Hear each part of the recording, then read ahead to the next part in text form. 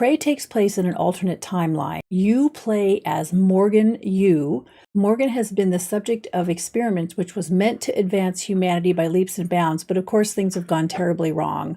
And now the space station has been overrun by a hostile alien form called the Typhon. It's called the Typhon.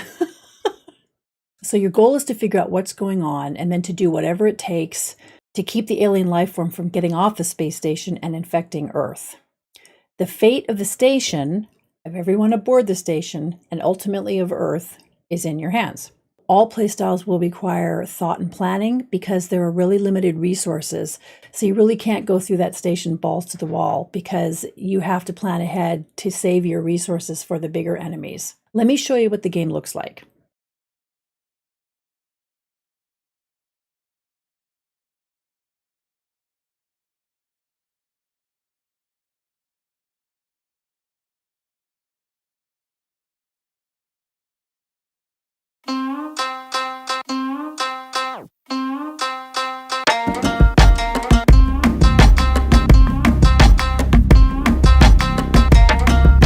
The game opens with one of the coolest sequences I've ever played in a game, which I'm not going to show you. There's a looking glass feature that's very cool, one where one scene is displayed on top of another that is very intriguing, and very early on you get a feeling that something is off, even if you can't identify exactly what's making you feel that way. Nothing is as it seems aboard Space Station Talos I. As Morgan Yu, you set out to unravel the clues that you have left behind for yourself and discover the truth about your own past. Prey's world and level design is very immersive, and the game wants you, and you should, pay a lot of attention to it as you navigate your way through. It has interconnected and non-linear pathways. Every problem has several solutions. Every barrier has a variety of ways you can get around, over, or through it. The space station is comprised of a lot of different levels, which you eventually have total freedom to move between. Take your time, relax, think it over. No, I'm kidding. You only have 9 seconds. What's also cool is that you can also go outside the space station. Yes, you can spacewalk. The setting offers a lot of freedom, and you're free to use various tools and abilities to climb up to other levels, glide down to areas, so the exploration is vertical as well as horizontal.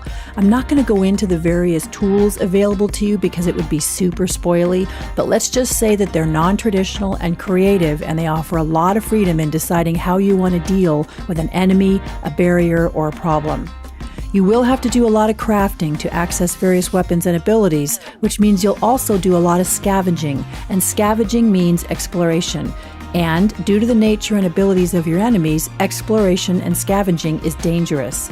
Once you've cleared an area of enemies, you can explore and scavenge as much as you want in safety, but if you leave and come back later, it's very possible that another enemy has entered that area, and it will be a different enemy having wandered into the area in a different way.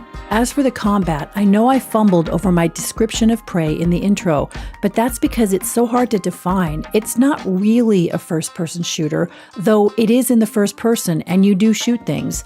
Essentially, you can equip several different tools that do very different things, and you will need that variety. Some tools are more powerful than others, some learned abilities enhance the tools, and some enhance other skills. It's up to you to navigate the learning curve of what works with your playstyle as you meet different enemies and figure out what tool or approach works best on each type. Because the nature of the story is a puzzle, you want to be perceptive in recognizing clues. One potentially confusing thing in Prey is that you come across clues that address things you saw on earlier levels, and then you're going to want to go back and access or get at something you saw earlier but couldn't at that time access. Most games prod you through the levels, and once you leave one level, you don't go backwards. So it's a little bit of an adjustment in Prey that not only can you access every level once you've opened them initially, but you're actually expected to go back to those previous levels because there are things you're going to need later in the game. The story of what happened on Talos and is happening to Morgan is fascinating and involved, and I'm absolutely not going to go into it here. Suffice it to say that it's worth the trouble of figuring out. In the end, there's a sequence where the game itself will pass judgment on your performance. And no, I'm not going to explain that, except to say that there is a system wherein your decisions as you move through the levels, how you deal with things, who you save, are being assessed and eventually judged.